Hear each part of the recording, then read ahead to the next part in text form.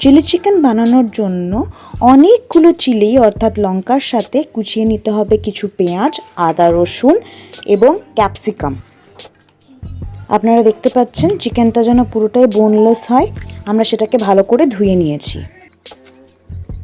এরপর এই ধুয়ে রাখা বোনলেস চিকেনে আমরা অ্যাড করে নেব বেশ খানিকটা কাগজি লেবুর রস।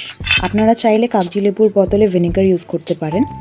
এরপর এর মধ্যে আমরা অ্যাড করে নেব কর্নফ্লাওয়ার, জিরে গুঁড়ো, মরিচ গুঁড়ো, লাল লঙ্কার গুঁড়ো, খানিকটা সয়া সস এবং দুটো ডিম। তারপর এটাকে আমরা ভালো করে একসাথে ফেটিয়ে মেখে নেব।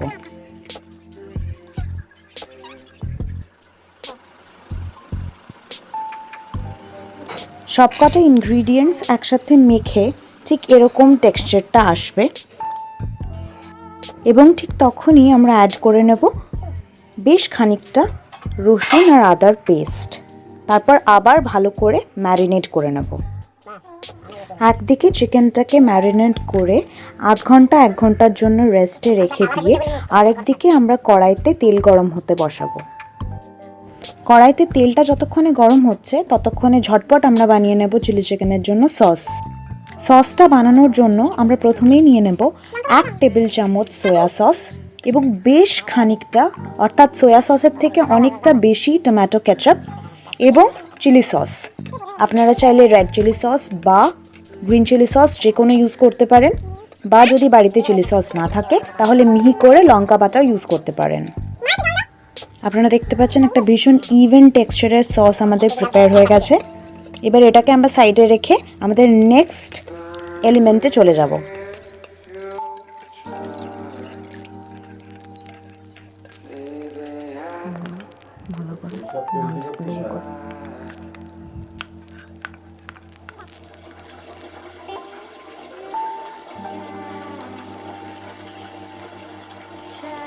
এরপর ঝটপট আমরা একটা বাটিতে সামান্য কর্নফ্লাওয়ার আর জল মিশিয়ে নেব এবং ভালো করে ওটা ইভেনলি, যাতে কোনো লাম্পস না থাকে, ইভেনলি গুলে নেব। এদিকে আপনারা দেখতে পাচ্ছেন আমাদের তেল অলরেডি গরম হয়ে গিয়েছে। এবার আমরা আস্তে আস্তে আমাদের ম্যারিনেটেড চিকেনটাকে ভালো করে লো ফ্লেমে ভেজে ফেলব। আপনারা দেখতে পাচ্ছেন আমাদের চিকেনটা ঠিক এরকম কালারের হবে, হালকা গোল্ডেন, হালকা রেডিশ। এরকম একটা কালার হলেই আমরা আস্তে আস্তে ছেঁকে তুলে ফেলবো চিকেন পকোড়াগুলোকে। কালারের সাথে সাথে টেক্সচারটা আপনারা নোটিস করলে বুঝতে পারবেন, ওপর থেকে যতটা ক্রিস্পি হয়েছে ভেতর থেকে ততটাই সফট হয়েছে। এরপর আমরা আরেকটা কড়াইতে আরেকটু তেল দিয়ে সেটার মধ্যে রসুন কুচি অ্যাড করে দেব। সেটা অনেকটা ভাজা ভাজা হয়ে এলে সেটার মধ্যে আমরা অ্যাড করে দেব পেঁয়াজ এবং ক্যাপসিকাম কুচোনো, যেগুলো আমরা প্রথমেই করে রেখেছিলাম। কিন্তু পেঁয়াজ এবং ক্যাপসিকামটা কাটার সময় মনে রাখতে হবে যেন সেগুলো খুব বেশি কুচি না হয়ে যায়, সেগুলো যেন একটু বড় বড় থাকে, একটু কোয়া আকারের থাকে, যাতে সেগুলো পুরোটা একদম সেদ্ধ বা একদম গলে না যায়। এরপর আমরা এর মধ্যে অ্যাড করে নেব সামান্য নুন, পরিমাণ মতো চিনি এবং সামান্য লেবুর রস। এরপর বেশ খানিকক্ষণ নাড়াচাড়া করার পর মনে রাখতে হবে যে পেঁয়াজ আর ক্যাপসিকামটাকে পুরোটা গলিয়ে দিলে চলবে না।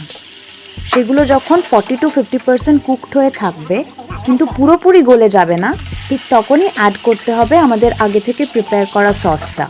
আমরা জাস্ট সটে করব সসটা দিয়ে। এই গোটা ব্যাপারটাকে খানিকক্ষণ সসটার মধ্যে সটে করার পর আমরা আস্তে আস্তে কিছু চেরা কাঁচা লঙ্কার সাথে আমাদের চিকেন পকোড়াগুলোকে অ্যাড করতে থাকবো। এই সসটার সাথে চিকেনটাকে বেশ খানিকক্ষণ সটে করার পর আমরা অ্যাড করে নেব এটার মধ্যে সেই কর্নফ্লাওয়ার গোলা জলটা। এটাতে এই গ্রেভিটা একটু টাইট হবে, ঝোল হয়ে যাবে না। আর একটু নাড়িয়েই তুলে ফেলবো আমাদের Holi special recipe chilli chicken.